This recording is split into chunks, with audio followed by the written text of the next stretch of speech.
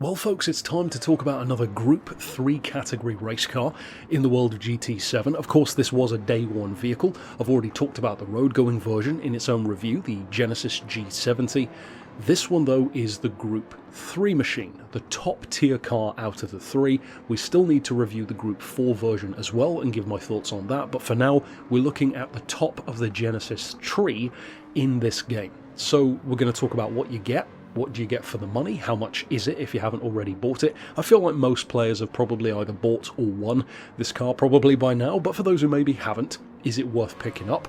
And being as this one is more of a lesser known underdog choice of race car, what does it bring to the table? How does it compare to the more established names like your Vipers, Corvettes, Astons, etc.? Because sometimes these less obvious choices can be pretty damn good. For me, I will definitely say that this car gives me a similar vibe to back in, I think it was Forza Motorsport 3. They created a fictional race car based on the first generation Hyundai Genesis. And of course in this game we technically have Gran Turismo's interpretation of that same thing, but with the facelifted Hyundai Genesis. This definitely reminds me of that kind of just completely imaginary, no holds barred beyond the regulations it has to fall under approach to a race car. That can work either in your favour, or sometimes, Vision GTs, not so much in your favour. So what is this one like? Well, in terms of numbers, of course without balance of performance first of all, it's a 450 grand car, so about what you'd expect for a Group 3. Points are up and down depending on what state the game is in terms of the update level, but at the moment it's 711, so a little bit lower actually than some.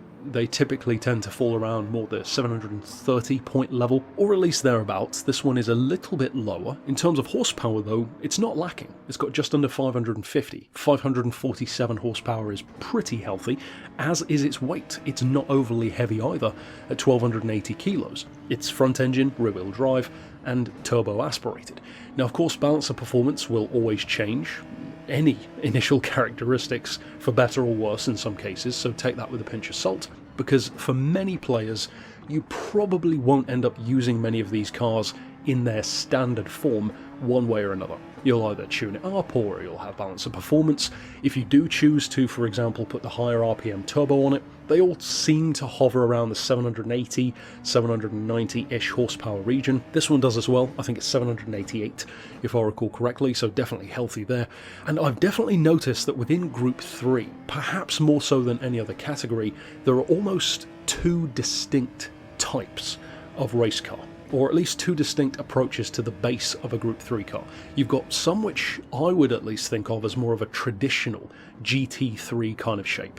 Viper, Corvette, Ford GT, these sports car or supercar based machines, Audi R8, there are plenty of examples. But then you've got some which at least for me feel more like a touring car approach, like this one.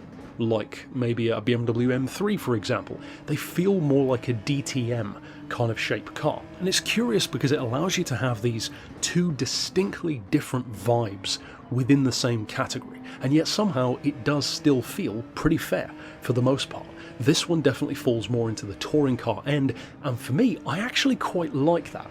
I find front-engine rear-wheel drive race cars to be pretty damn good to work with, because more often than not, they're much more consistent and they're much easier to predict in any circumstance, be it standard, tuned, or with balance of performance on a wider variety of circuits. So for me, and this is very much a personal thing, I find usually, doesn't always apply, but usually a front-engine rear-wheel drive car like this one will be more consistent across a wide variety of circuits than say a mid-engine rear-wheel drive car can be. You may have a certain mid-engine, say sports car based Group 3 car that might be fantastic on a certain track and then just really twitchy, really difficult to work with on maybe a totally different type of circuit.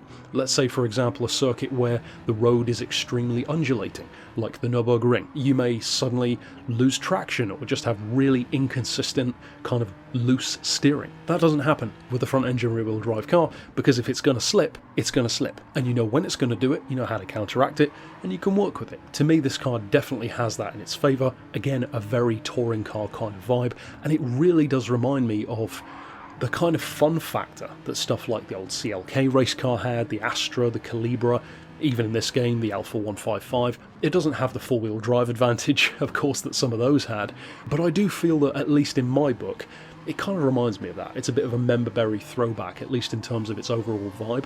In terms of popularity, well, one of the best things about Group 3 is you can represent so many different approaches to the same idea, because this is different to the Ford, is different to the Chevy, is different to the Audi, is different to the Beamer. There are so many different ways of approaching the same concept within the same regulations. Of course, that's part of the fun. Some cars will always have an advantage, because even with balance of performance, it doesn't always feel necessarily fair. You'll still have a certain car that might have a straight line advantage or a cornering advantage. Take, for example, the Nissan Skyline, the Super Silhouette, the older one. Well, that falls into Group 3 as well, and I personally love that car.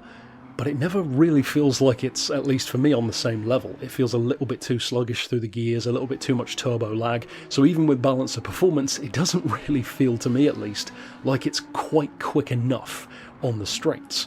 So, of course, balance of performance will always be something that every car has to contend with, and every driver has to, but for me, I feel like if you're looking for a consistent car, this might be one of the ones to go for. I would say that the Genesis is a pretty nice, strong base to work with. And, of course, for this review, while I was looking through liveries, as soon as I saw the Vault-Tec one, I had to go for it. So, of course, that's it for my thoughts overall on the Genesis. I would love to hear the thoughts of you guys, though.